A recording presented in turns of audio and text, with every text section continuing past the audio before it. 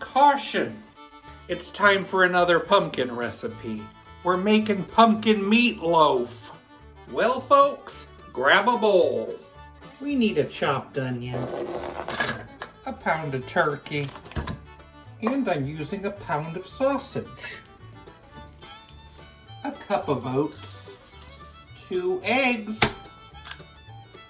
2 cloves of garlic, half cup of ketchup. I didn't have any. I'm using chili sauce. And a cup of pumpkin puree.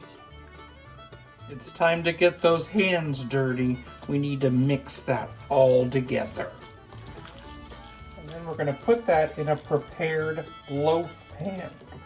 And we bake it at 350 for an hour. Let it cool for 10 minutes. Pumpkin meatloaf.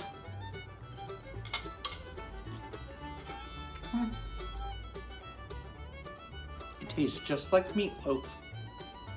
The pumpkin doesn't really come through. Maybe I should have added a little pumpkin spice, but it's not bad.